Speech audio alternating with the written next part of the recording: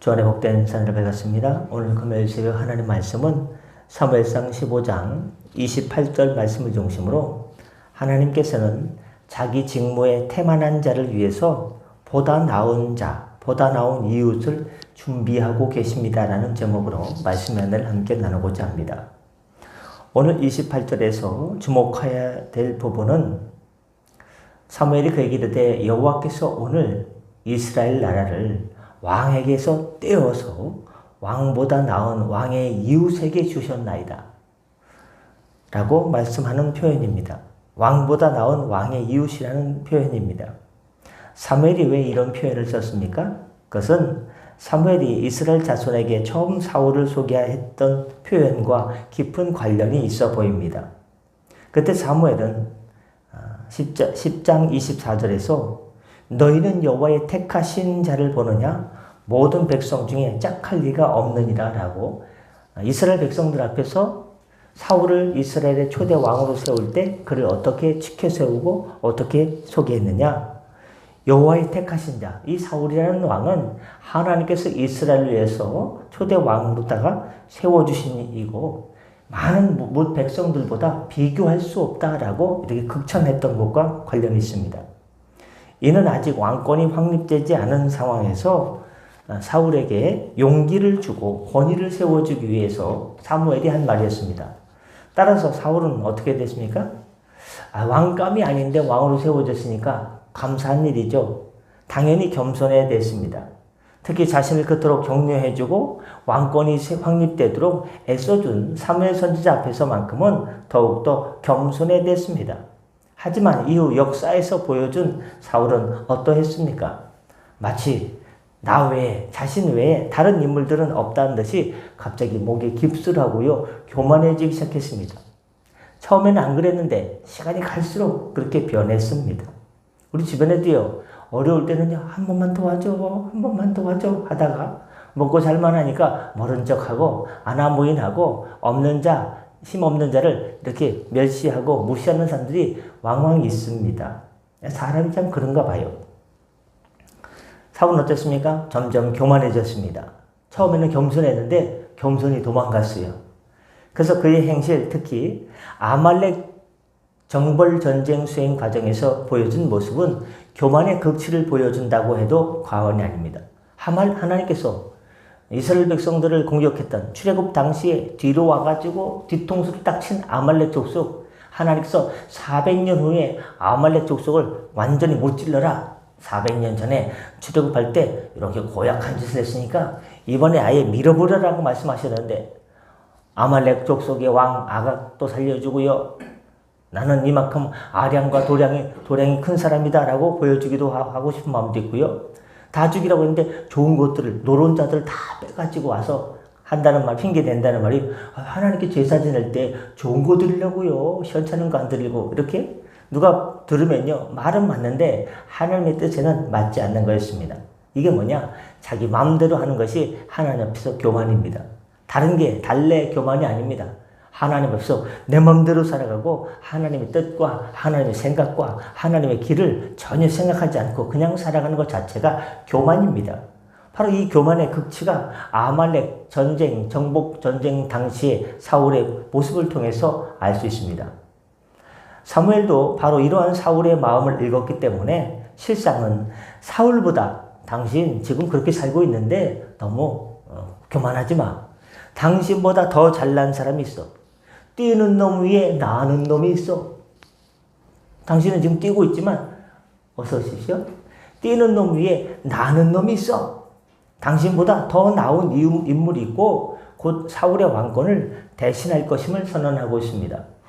이는 단순한 경고성 발언이 아니었습니다. 실제 이후 역사를 보면 사울과 비교할 수 없을 만큼 더 나은 누가 등장합니까? 다윗이 등장해서 신정적 왕정을 이스라엘에게 정착시켰기 때문입니다. 그러므로 이러한 본문 말씀을 대하는 오늘 우리는 항상 자기 직무에 태만한 이들을 대신할, 내가 어떤 일을 하나님께 부여받았는데 그 일을 제대로 감당하지 못하면 안 되겠는데 네가 잘나가지고 이 일을 준 것이 아니고 그냥 내 조건으로 내가 참 딱해서 이 일을 줬는데 이 일을 소홀히 여기고 하찮게 여기니까 너한테 이 일을 빼앗아 가지고 다른 사람한테 일을 주겠다라고 하시는 것이 하나님의 뜻입니다. 자신보다 훨씬 더 나은 이웃이 우리는 곁에 있음을 깨달아야 됩니다. 뛰는 놈 위에 나는 놈이 있음을, 뛰는 사람 위에 나는 사람이 있음을 깨달아야 됩니다. 그렇습니다. 여러분, 중요한 것은 하나님께서 아무리 이 일을 지키려고 하는데 할 사람이 없네. 할 사람이 없어서 꼭 사람이 없어서 나를 사용하신 것이 아니라는 것입니다.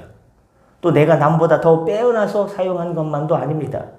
물론 우리의 특별한 재능이나 기술로 인해서 하나님께서 그 달란트를 사용하시고 활용하기도 합니다. 하지만 바로 그것 때문에 나태와 게으름, 오만에 빠져서는 안 됩니다. 여러분, 세상에서 유일한 최고는 없습니다. 옛날에 우리 반도체 하면 어떻습니까? 젓가락으로다가 쌀을 딱 집어가지고 먹는 민족이 나라를 선도할 것이다. 반도체 분야에서 대한민국이 최고였어요. 따라올 요만한 반도체 안에 막 그냥 조그맣게 해가지고 그냥 원판 요만한 네모난 별별 그 반도체는 삼성이 다 세계 최고 아닙니까?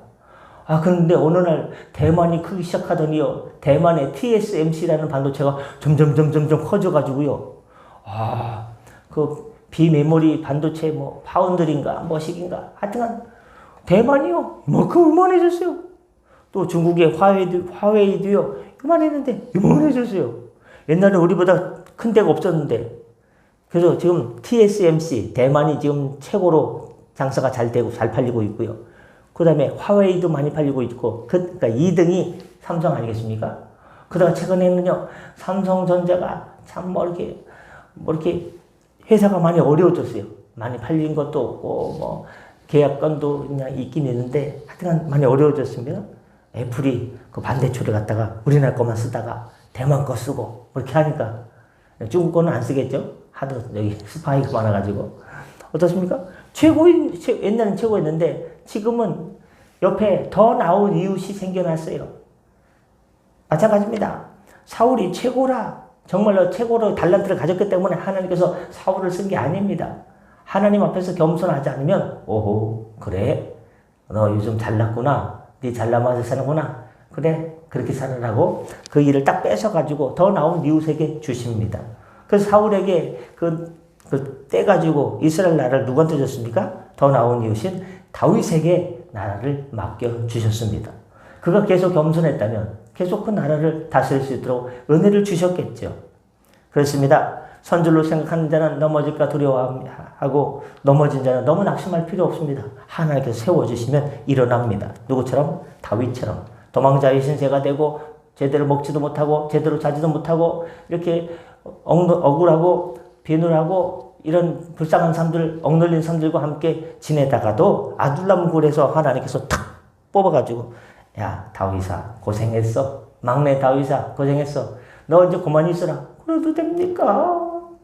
그래, 너 다른 나라, 뭐, 블레셋, 뭐, 가드왕, 아기스, 뭐, 그런데, 뭐 갈 필요도 없어. 아둘람 굴에서 더 이상 눈물 흘리지만 탁 뽑아가지고, 하나님께서, 하나님의 핀셋을 탁 뽑아가지고, 헤브론 성에다가, 바로 여기서부터 왕을 해. 그럼 거기서 7년 있고, 그럼 나중에 또 예루살렘으로 와가지고 33년인가 해가지고 40년을 채우도록 해주실 분이 하나님이십니다. 지금 우리가 있는 자리가 아둘람 군처럼 이렇게 뭐 굴이 뭐 좋겠습니까? 굴이 뭐 아파트 뭐 타워팰리스처럼 쾌적하겠습니까? 칙칙하겠죠. 안 좋겠죠. 어둡고 습하겠죠. 하나님께서 여러분을 기도하면 탁 핀선을 찝어가지고 더 나은 곳으로 하나님께서 주님의 장막토로 옮겨주실 줄 믿고, 우리 교회도 그렇게 핀셋으로 탁 집어가지고 옮겨주실 줄 믿고, 주님께 늘 겸손하기만 하고 주님을 사랑하기만 하면 주님께서 가장 좋은 것으로 인도해 주실 줄 믿습니다. 그렇습니다. 세상에서 유일한 최고는 없습니다. 1등이 2등 되고 2등이 3등 됩니다. 뛰는 사람이 나는 사람이 반드시 있기 마련입니다. 우리가 하나님께서 주신 많은 은혜가 있습니다. 바다 같은 은혜가 있습니다. 그런 은혜를 망각하고 나태와 게으름, 교만에 빠질 때 하나님께서는 언제든지 그것을 빼앗아서 더 나은 이웃에게 주면 배 아파서 어떻게 하겠습니까? 내가 누리던 것을 다른 사람에게, 시원찮은 사람에게 내 모든 것을 다 빼앗아 가지고 이웃에게 주면 얼마나 배가 아프겠습니까? 사촌이 땅을 사도 배 아픈데 내가 누리던 걸 다른 사람이 누리게 되면 얼마나 배가 아프게 되겠습니까? 하나님께서는 그렇게 빼앗아서 더 나은 이웃에게 주실 권위와 자격과 의지가 있으신 우주 최강의 하나님이십니다. 보십시오. 장자의 명분을 팥죽 한 그릇만도 못하게 여긴 형 에서를 대신해서 하나님께서는 깨쟁이, 깨돌이 야곱에게 주셨고 야곱을 세워주셨습니다. 역시 야곱의 장자로서 명분을 경홀히 여기고 야곱의 아들이 12 아니겠습니까? 그 중에서 아버지의 서모와 이렇게 부적절한 관계를 취한 르우벤을 자식이 아버지의 이 서모와 이렇게 부적절한 일에 그 르우벤 대신에 장자 대신에 하나님께서는 누구를 장자로 세우셨습니까? 요셉을 장자로 세워주셨습니다.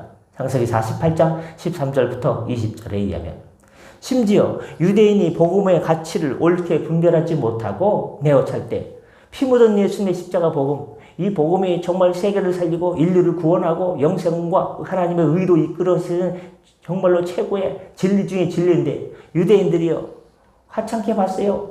그리고 호산나 호산나 하던 그 사람들이요 예수님을 십자가에 못 박아라, 바라바를 먼저 놔줘라, 예수님을 십자가 못 박아라, 완전히 그렇게 직분을 망각하고 그 복음의 은혜를 망각하게 되었을 때 하나님께서 이방인을 들어서 복음의 은혜를 받게 했고 이방인에게 이 복음의 직무를 대행하게 하셨습니다.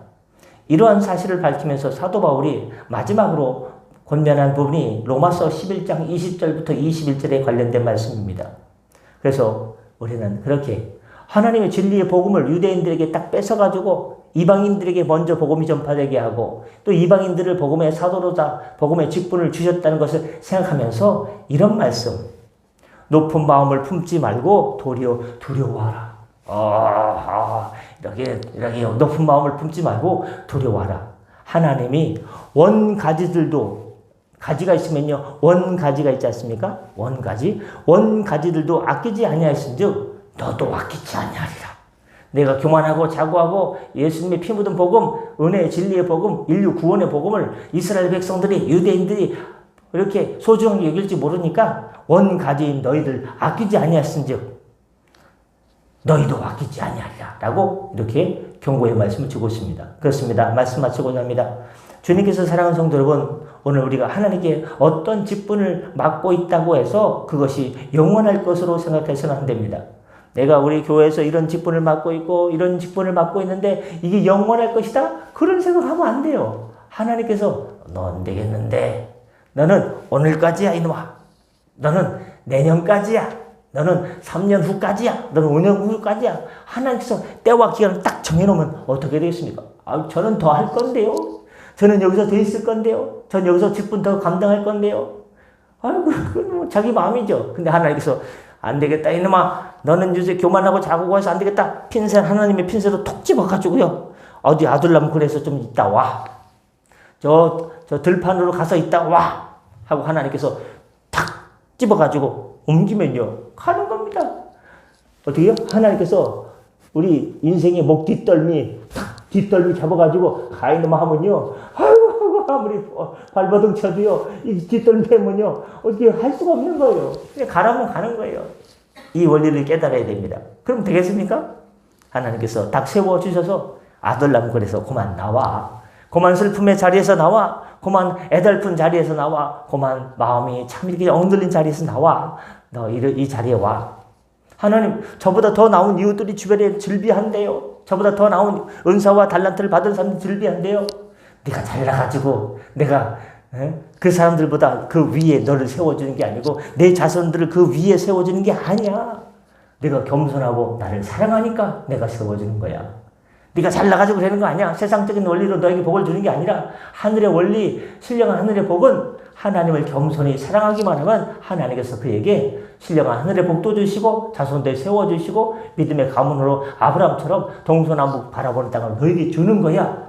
아이고 감사합니다. 그저 감사와 그저 겸손 속에 주님께 엎드리기만 하면 주님께서 그 기도를 들어주시고 넓은 곳을 세워주시고 하기 때문에 이 말씀 기억하시기 바랍니다. 고린도전서 4장 2절 말씀에 맡은 자에게 구할 것은 충성이니라. 딴 생각하지 말고 주의 복음 전하는데 영혼 구원하는데 열심히 해. 그러면 됩니까? 그러면 돼.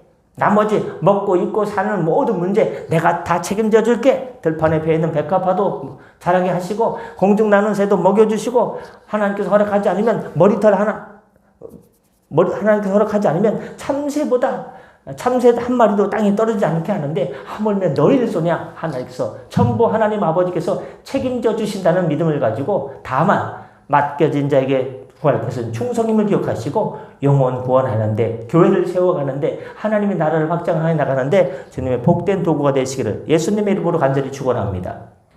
기도하겠습니다.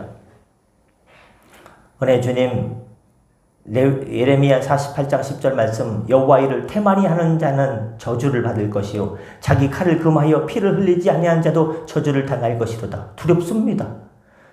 마태복음 21장 43절, 그러므로 내가 너희에게 이르노니 하나님의 나라를 너희는 빼앗기고 그 나라의 열매 맺는 백성이 받으리라. 하나님 아버지, 열매 맺는 백성이 되어서 하나님께서 우리에게 주신 그 좋은 하나님의 기업을 뺏기지 않고 하나님께서 세워주시고 일평생 하나님께서 우리를 품어주시고 동행해 주시고 주님 안에서 승리하는 주의 백성 되게 하여 주시옵소서. 하나님, 이제 다음 주 수요일 하나님 박동만 집사님 머리 수술이 며칠 안 남았습니다. 모든 여건 준비하여 주시고 지금부터 우리 그 의사 선생님과 간호사 선생님을 최상의 컨디션으로 유지시켜 주시고 성령께서 집도의가 되어 주셔서 잘되게 하여 주시옵소서. 아무 문제 없게 하여 주옵소서. 다음 주 그 다음 날 목요일은 요섭이가 수학 능력 시험을 치르고 그 다음부터는 또 논술을 5번이나 보게 됩니다. 지혜와 명철과 건강을 허락하여 주옵시고 약한 집사님 하나님 잠이 오게 하여 주시고 어지럽지 않게 하여 주시고 백원사님 또한 신경이 붙게 하여 주시고 하나님 학원사님 관절염이 낫게 도와주시고 모든 연약한 지체들 하나님께서 세워주시고 회복시켜 주시고 오늘 하루도 동행하여 주옵소서. 주 앞에 충성케 하여 주옵소서. 감사하며 축복하며 예수님의 이름으로 기도드립니다. 아멘. 다 같이 새로 기도하시고 편하게 들어가시겠습니다.